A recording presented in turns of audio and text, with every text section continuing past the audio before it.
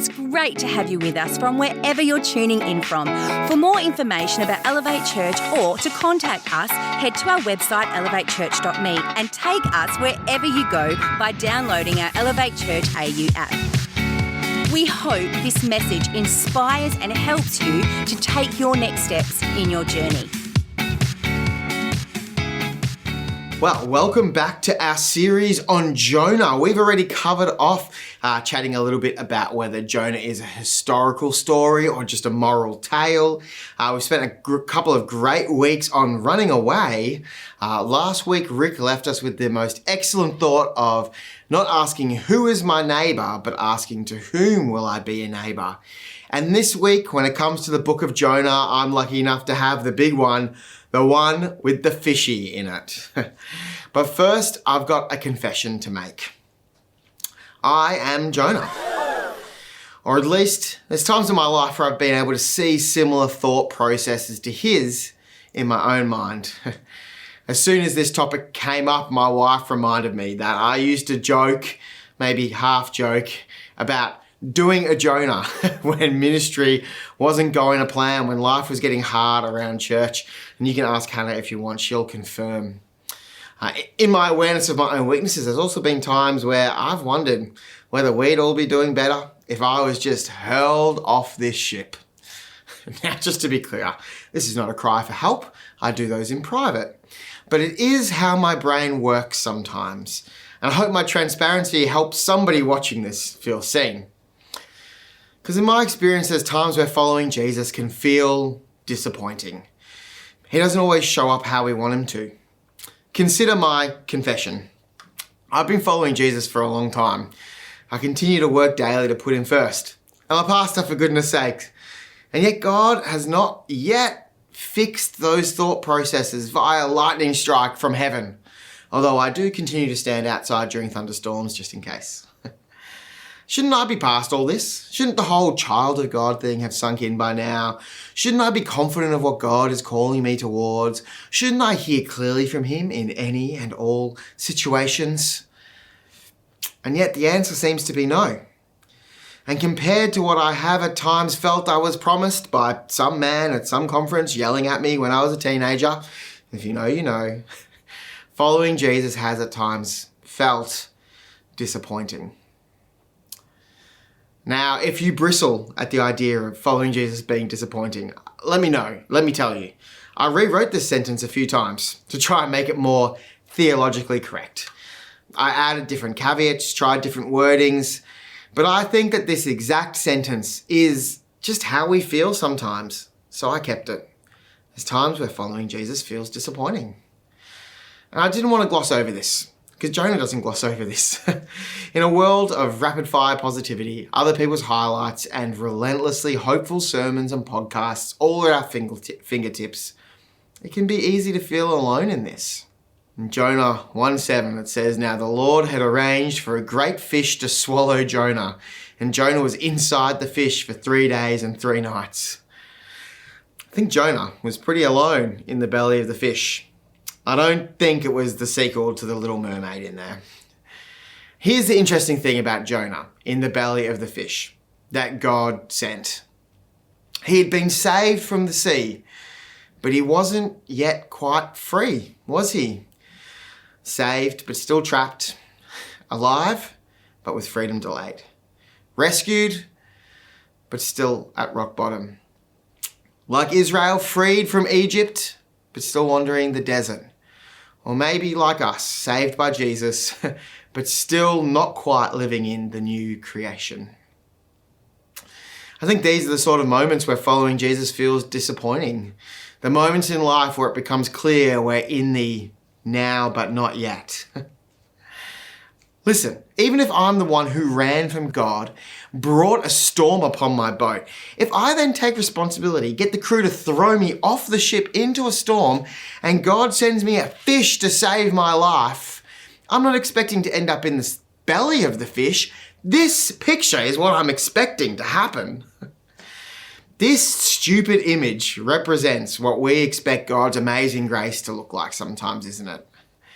The church, this church, and even I can inadvertently set up the expectation that this is how God always rescues us. I mean, who watching this has ever sat through a positive message about God's power and glory and that you should expect God to show up in a riding atop a whale kind of way and wondered where exactly that fitted in for you?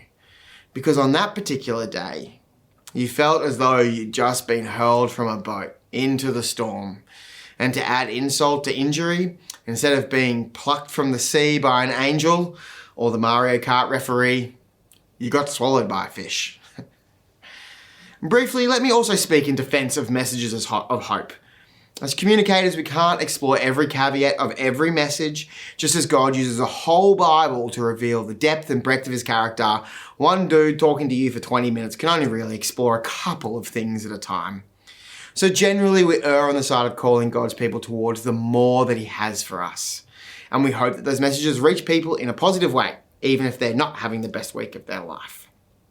But as we explore this book, I think we're uniquely placed to acknowledge how tough it can be to be asked to pretend that God will make everything feel okay when our reality is that he feels absent. I've been there, and I think I speak on behalf of the rest of the leadership team at different times that they've been there too. And so I want you to know today that we are with you, even if we sometimes form part of the relentless positivity. In fact, Jonah is a special book of the Bible because it's a whole book written for us on our worst days. The days where we feel cynical and life has beaten us down, or we've orchestrated our own failures, and where even the ways in which God is extending grace to us feel unhelpful. It's for the days we've done the right thing and paid for it.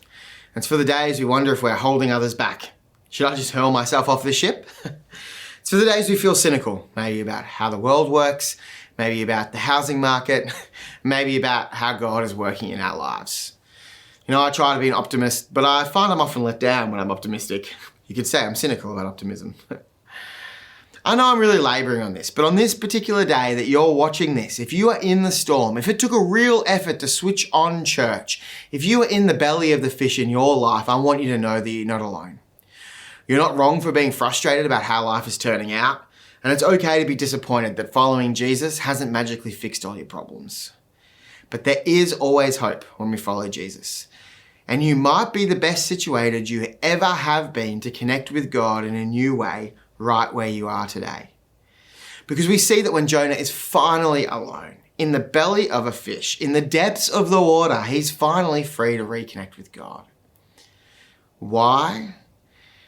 Because Jonah has met God in a place where reliance on God is the only way forwards. Is this a hard lesson? Yes. Is Jonah uniquely placed to see God's grace? Also, yes. Did God lead him down this path? No. It's my understanding there wasn't even an aquarium in Nineveh, let alone a SeaWorld. And the most common fish in the Tigris River in Nineveh is carp. So Jonah finds himself in the worst place, on his worst day, facing the decisions that he made, and he prays, Lord, you hurled me into the depths, into the very heart of the seas. The current swirled about me, and all your waves and breakers swept over me. I said, I have been banished from your sight, yet I will look again towards your holy temple. The engulfing waters threatened me, the deep surrounded me, seaweed was wrapped around my head. To the roots of the mountain I sank down, the earth beneath barred me in forever. But you, Lord my God, brought my life up from the pit. Those who cling to worthless idols turn away from God's love for them. But I, with shouts of grateful praise, will sacrifice to you. What I have vowed I will make good. I will say, salvation comes from the Lord. I want to pick out 3 key phrases from Jonah's prayer in the belly of the fish as takeaways for us this week. Firstly, he prays, I have been banished from your sight, yet I will look again toward your holy temple. No matter how far you feel from God today, whether you feel like he has abandoned you, or like Jonah, you know you've walked away from him. Jonah felt banished from the Lord's sight, but because of his past experiences with God, He knew that the truth was that he could look again towards the holy temple. If you are at rock bottom and you feel as though God is not even seeing what is going on in your life, trust in his unchanging character and look again towards him. He is faithful to show you his amazing grace yet again. Number 2, Jonah prays, "The earth beneath barred me in forever, but you, Lord." Jonah's circumstances felt permanent, that they would never change. In fact, his assumption upon being hurled into the sea during a storm, like any normal person, was that he was going to die. The God that we follow loves adding a but to irredeemable circumstances, and Jonah recognizes this. He feels as if the earth has barred him in forever, but he knows that the Lord loves adding a but to sentences like that. And so he finishes by praising God and makes this vow, "I will say, salvation comes from the Lord." The first thing that's interesting about this part of the prayer is that he is still in the belly of the fish at this point. He's recognized God's grace. And even though life hasn't come perfectly good, he's still in there. He realizes, he remembers, and he says, "I will say salvation comes from the Lord." Timothy Keller, a theologian, says that this expresses, with great economy of language, the main point of the Bible. And just pause on that for a second. Because I was thinking about this, and I think I agree with Timothy Keller that this is the main point of the Bible. Salvation comes from the Lord. But if you were asked what was the main point of the Bible, what would you answer and why? Before thinking about this, I probably would have answered, sort of the great commandments. Which command is the greatest? And Jesus says, love the Lord your God and love your neighbor as yourself. But I was reminded in reading this that, we are called to live with a sense of awe at the amazing grace that God offers. Salvation comes from the Lord, not from our own strength, not from what we do, not from the journey we go on as our overflow of what Jesus has done for us. The main message of the Bible may well just be that salvation comes from the Lord. And so that brings us to this question. What do you need saving from? And to where are you looking for solutions? And I don't mean this in a trite, just trust God kind of way. It'll sort itself out. Let Jesus take the wheel. But on a basic level, today, do you believe that God is on your side? That God is working for your good? Then Jonah was cast into the sea and swallowed by a fish. I can imagine that for at least some of those 3 days, in the lead up to this prayer, he might have asked some of those questions. And if I'm gut level honest, which I try to be, I ask these questions sometimes too, especially when I'm at my lowest. But when I think back to all that God has done in me and around me, I can't help but be reminded of how amazing his grace is. His grace that is only in my life because salvation comes from him alone. God is on my side. I've seen it before and I'll see it again. God is working for my good. He's working for our good. We need to look again towards God even when he feels distant. When life is going well, it's easy to feel that God's grace is not that stunning because maybe we don't feel that we're in need of it. I think this might be the greatest trap for many of us in wealthy Western churches. Hey, that's me. The trap of grace moving to head knowledge or as something needed only by others. But Jonah's fall from called prophet of God to guy in a fish should remind us all that whether life is good or terrible, salvation comes from the Lord. So where has your trust been this last week, really? And where will it be in the coming week, really? Is your salvation in your own strength, or is it in what God is doing in your life? Let us see where God is doing the work.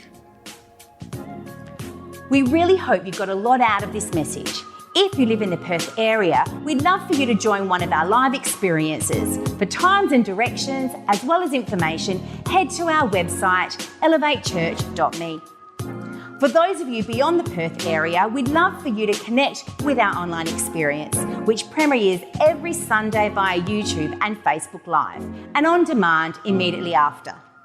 And to partner with us to reach more people by giving financially, head to our website, elevatechurch.me, and also download our Elevate Church AU app.